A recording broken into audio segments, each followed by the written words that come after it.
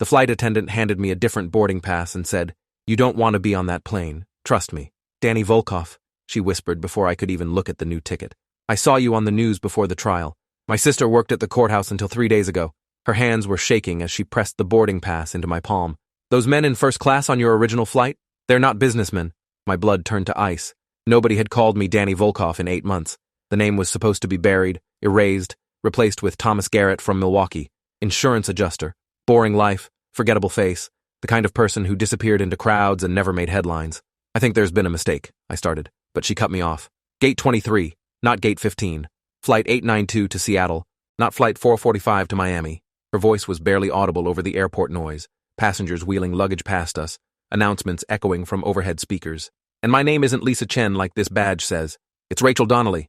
My sister was Detective Angela Donnelly." The name hit me like a physical blow. Detective Donnelly had been my first contact when I entered witness protection.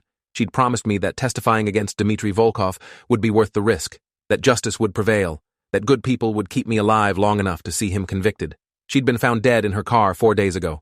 Single vehicle accident on a rainy night. No witnesses. "Angela's dead," I said, the words feeling like glass in my throat. "Murdered. Made to look like an accident. But I know better." Rachel's professional flight attendant smile never wavered, but tears were building in her eyes. "She called me the night before she died.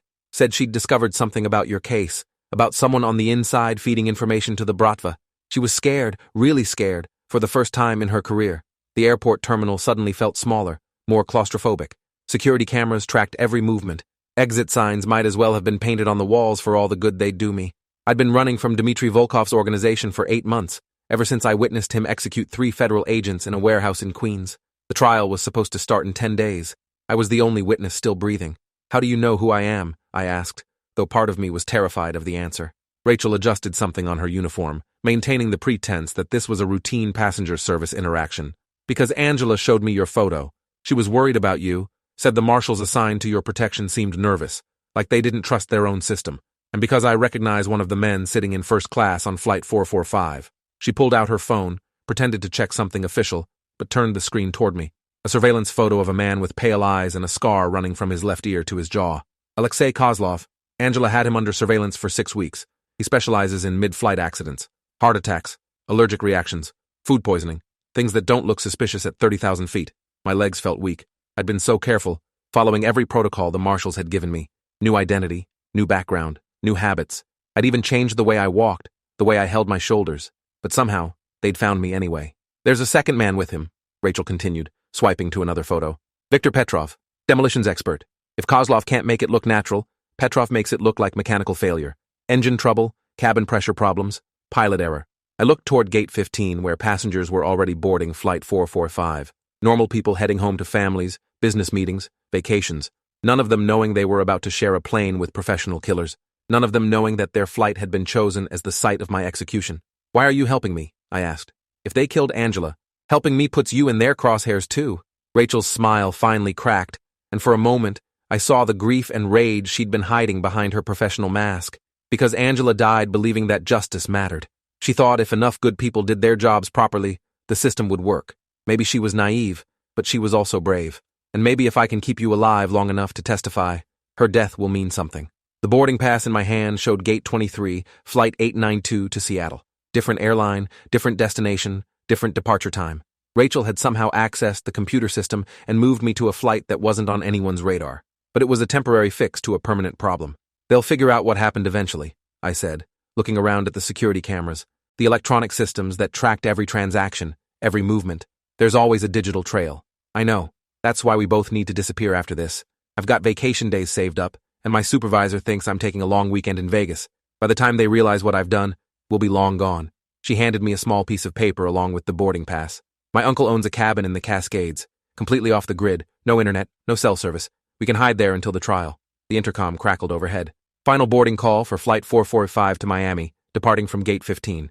I watched as the last few passengers hurried toward the gate, including 2 men in expensive suits who moved with the predatory grace of apex hunters, Kozlov and Petrov, expecting to complete their mission somewhere over the Atlantic. "What about your job, your life here?"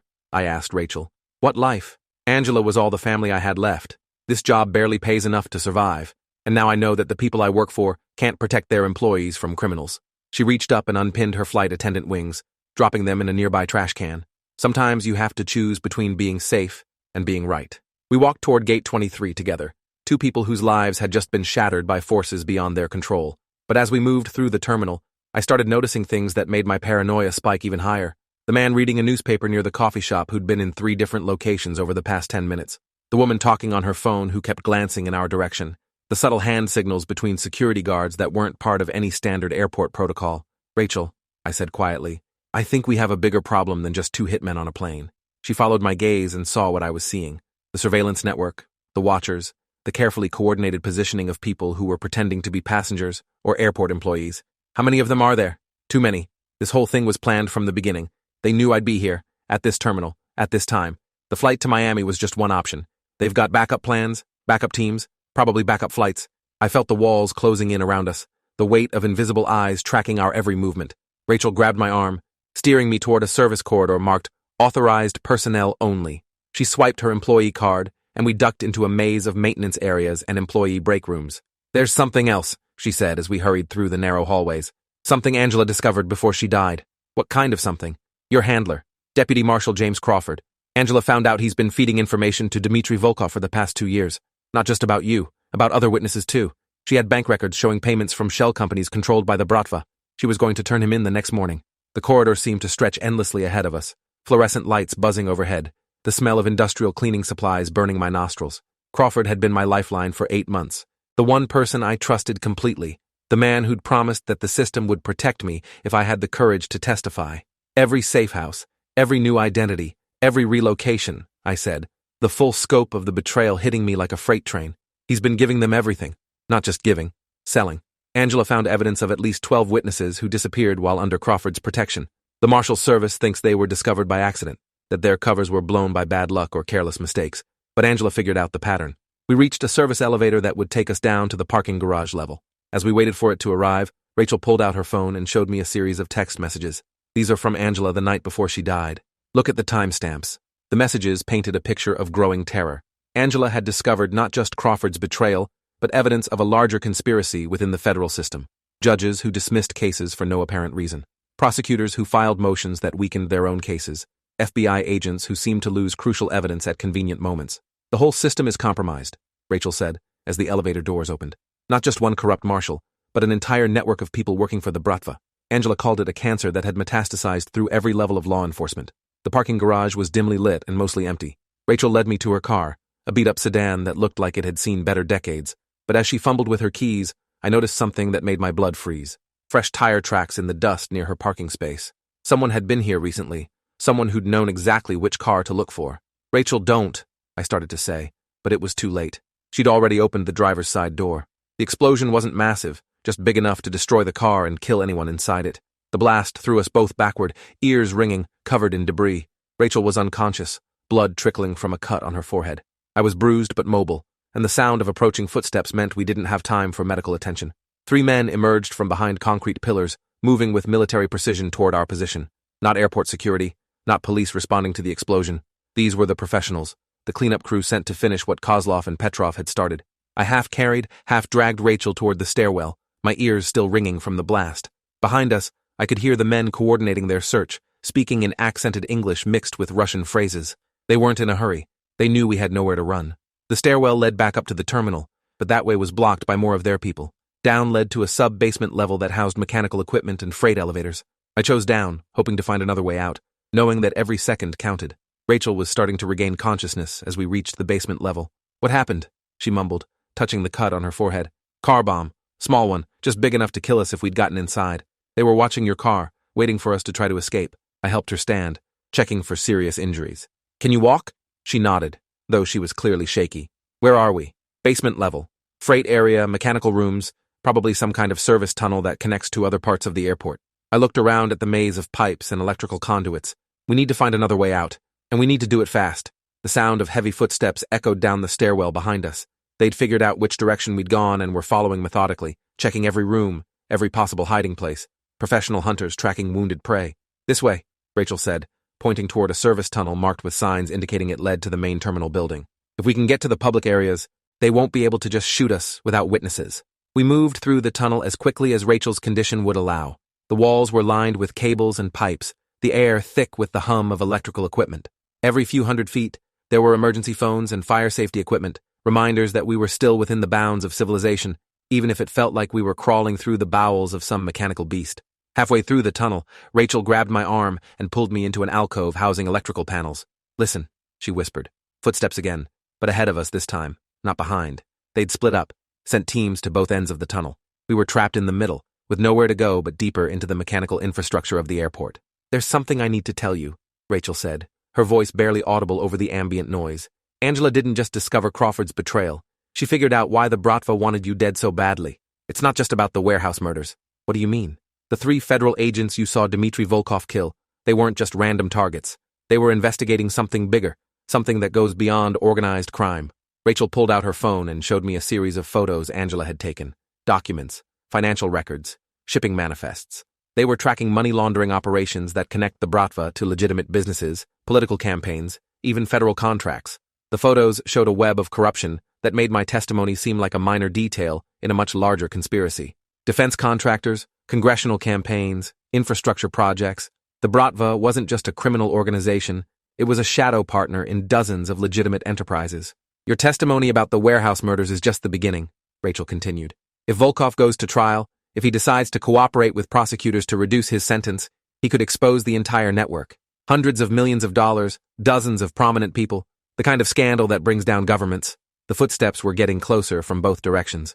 I could hear voices now, men coordinating their search in professional whispers. We had maybe 2 minutes before they reached our hiding spot. "Is there another way out of here?" I asked, looking around at the maze of pipes and conduits. Rachel studied the tunnel layout, running her hands along the walls. "Maintenance shaft," she said, pointing to an access panel near the ceiling. "Should connect to the ventilation system. If we can get into the ductwork, we might be able to reach a different part of the building." I boosted her up first, then pulled myself into the narrow shaft after her. The space was barely wide enough for a human body, filled with dust and the smell of stale air, but it was moving air, which meant it was connected to the outside world somehow. We crawled through the ductwork for what felt like hours, but was probably only 20 minutes. The metal groaned under our weight, and every junction forced us to make decisions about which direction might lead to safety. Finally, we reached a grate that looked out into what appeared to be a loading dock area. The loading dock was busy with freight deliveries and airport service vehicles.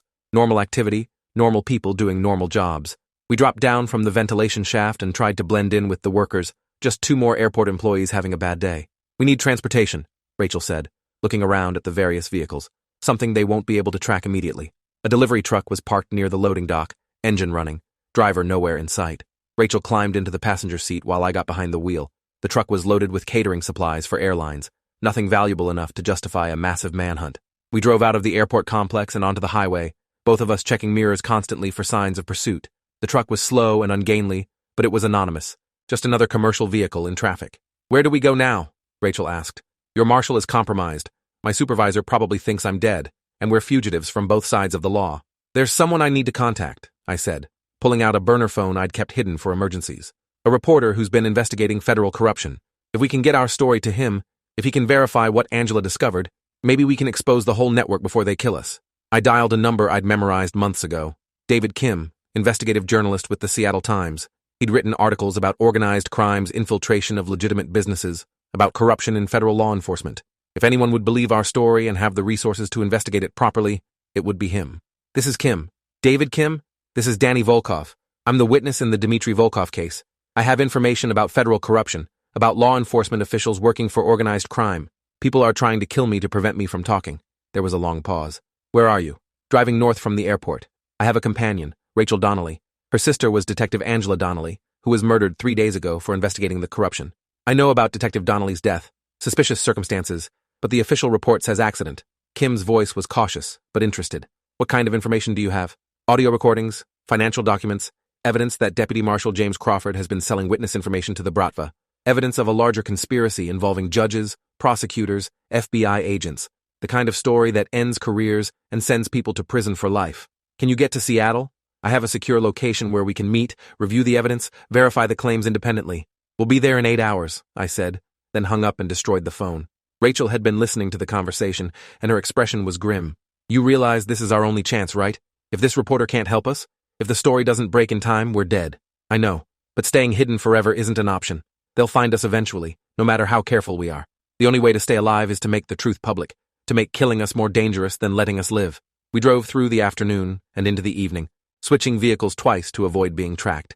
Rachel used her airline connections to get us seats on a late-night bus to Portland, then another bus to Seattle. By morning, we were exhausted, paranoid, but still alive. David Kim met us at a coffee shop in downtown Seattle, but after 10 minutes of conversation, he suggested we move to a more secure location.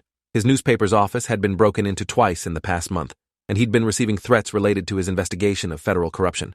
"There's a safe house," he said, leading us to his car, used by journalists who work on sensitive stories, off the books, funded by a foundation that supports investigative reporting. The kind of place where sources can speak freely without worrying about surveillance. The safe house was a modest apartment in a residential neighborhood, filled with recording equipment, document scanners, and secure communication systems. Kim spent 3 hours reviewing the evidence Rachel and I had brought, asking detailed questions, cross-referencing information with his own research. "This is bigger than I thought," he said finally. "The corruption network you've uncovered connects to cases I've been investigating independently. Defense contracts awarded to companies with Bratva connections, infrastructure projects that exist only on paper, political campaigns funded with laundered money." He pulled out a thick file folder filled with his own research. "I've been tracking suspicious financial patterns for 18 months, but I never had the inside source to confirm what was really happening. Your testimony, combined with Detective Donnelly's research, provides the missing pieces. How long before you can publish?" Rachel asked. "The basic story, the corruption allegations, the evidence of witness intimidation. I can have that online in 6 hours. The full investigation will take weeks, but the initial reporting should be enough to trigger federal investigations that can't be buried."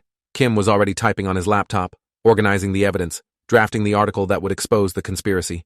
But as he worked, I kept thinking about the people who were hunting us. Professional killers with unlimited resources and connections throughout the federal system.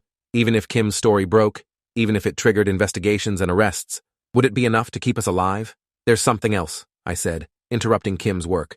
"The warehouse murders I witnessed, the reason I'm testifying against Dmitry Volkov, that was just the beginning. The 3 federal agents he killed were investigating something that could bring down the entire network." Kim looked up from his laptop. What were they investigating? "A shipment of weapons that disappeared from a military base in Virginia. High-grade military equipment that was supposed to be destroyed, but instead was sold to the Bratva. The agents traced the sale to a consortium of defense contractors and federal officials who've been looting military stockpiles for years." The room went quiet as the implications sank in. This wasn't just about money laundering or witness intimidation anymore. This was about national security, about weapons that could be used for terrorism or sold to hostile foreign governments. "I need to make some calls," Kim said, reaching for his secure phone. "This story is too big for just one newspaper. We need to coordinate with other journalists, other agencies, make sure the information gets out through multiple channels simultaneously." While Kim made his calls, Rachel and I tried to process what our lives had become. 48 hours ago, I'd been an anonymous witness preparing for a routine organized crime trial. Now we were fugitives hiding from assassins while trying to expose a conspiracy that reached the highest levels of government. "Do you think we'll survive this?" Rachel asked, looking out the window at the Seattle skyline. "I think we have to try," I said. "For Angela, for the other witnesses who didn't make it, for the agents who died trying to investigate this. Someone has to tell the truth, even if it costs us everything." Kim finished his calls and returned to his laptop, typing furiously. "The story breaks in 2 hours," he said. "Coordinated release across 5 different news organizations, with copies of all evidence distributed to federal agencies that haven't been compromised. By tonight, everyone will know what's been happening." Those 2 hours felt like the longest of my life. Every sound outside made us jump. Every car that slowed down in front of the building made us check the windows.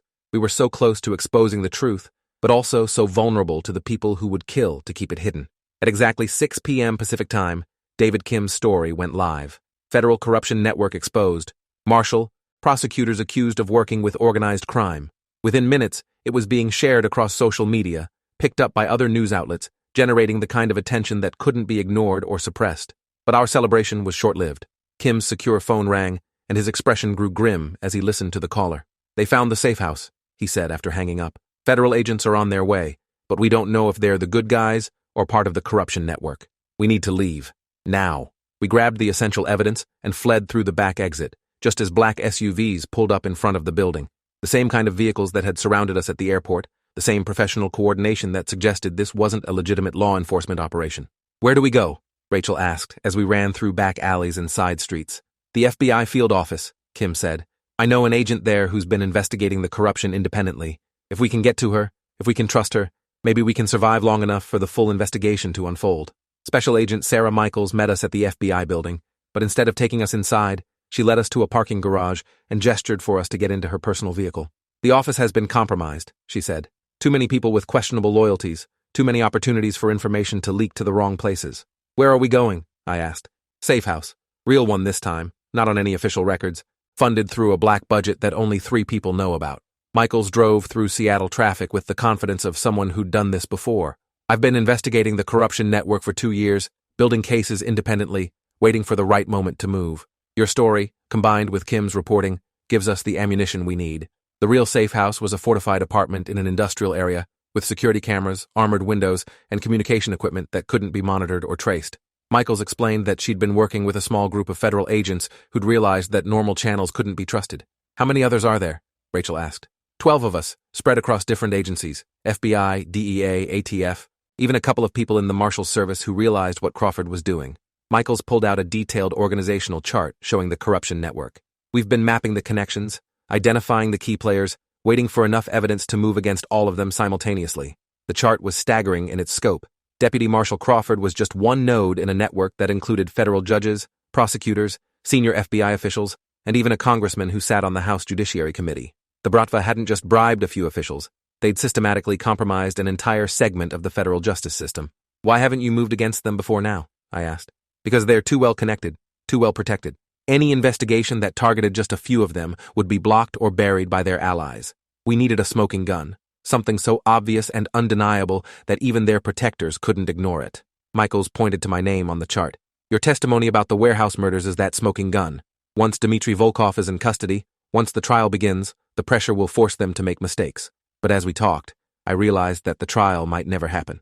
If the corruption was as extensive as Michaels claimed, if it reached as high as she suggested, then powerful people had every reason to make sure I never made it to a courtroom. "They're going to try to kill me before the trial starts," I said.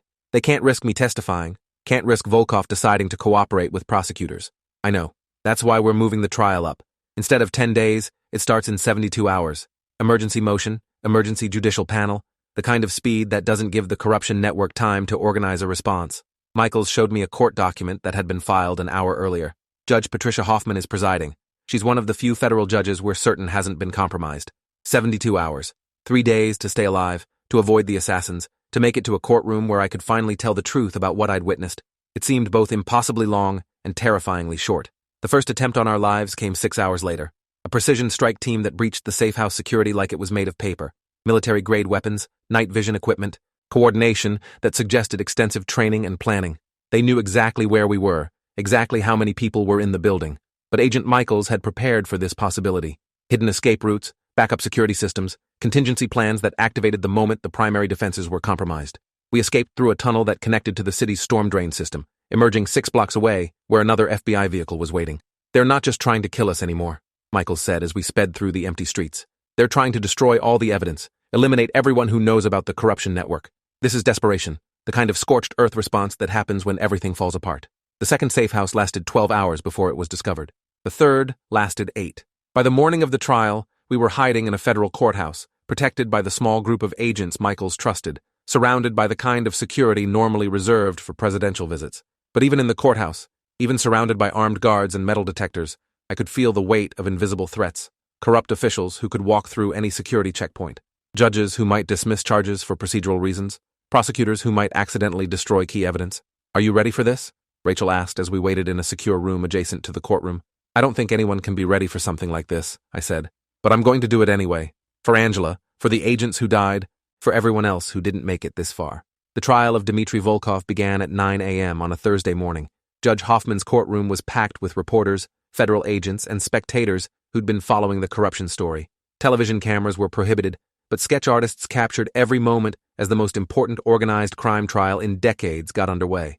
I testified for 6 hours, walking the jury through every detail of what I'd witnessed in that Queens warehouse. The execution of 3 federal agents, the discussion of weapons sales, the casual brutality of men who treated murder like a business transaction. Dmitry Volkov sat at the defendant's table, staring at me with the kind of cold hatred that promised retribution if he ever got the chance. But the most dramatic moment came when Prosecutor Elizabeth Warren called Deputy Marshal James Crawford to the witness stand. The man who'd been my handler, who'd promised to keep me safe, who'd been selling information about witnesses to the people trying to kill them. Crawford tried to maintain his innocence, but the evidence was overwhelming.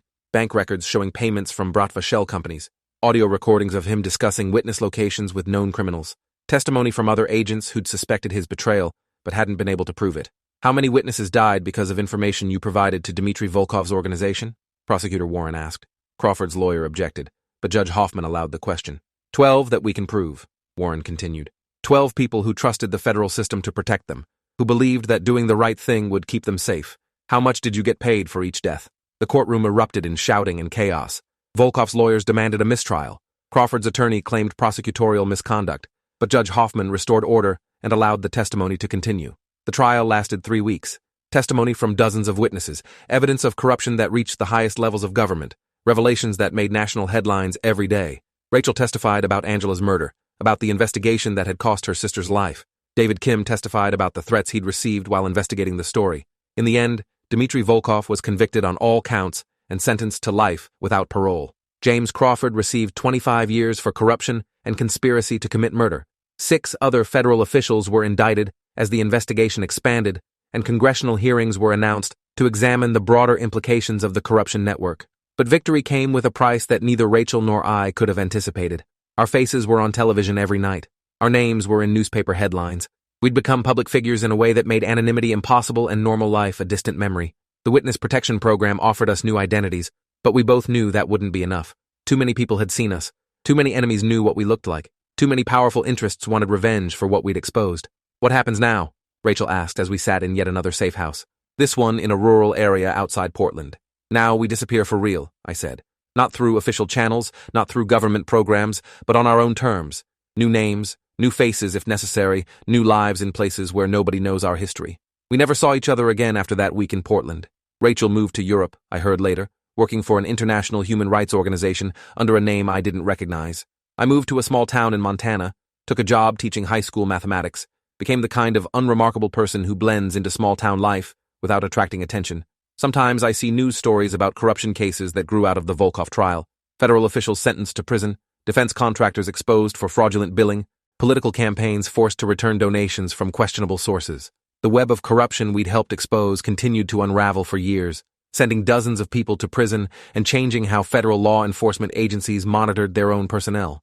David Kim won a Pulitzer Prize for his reporting on the case.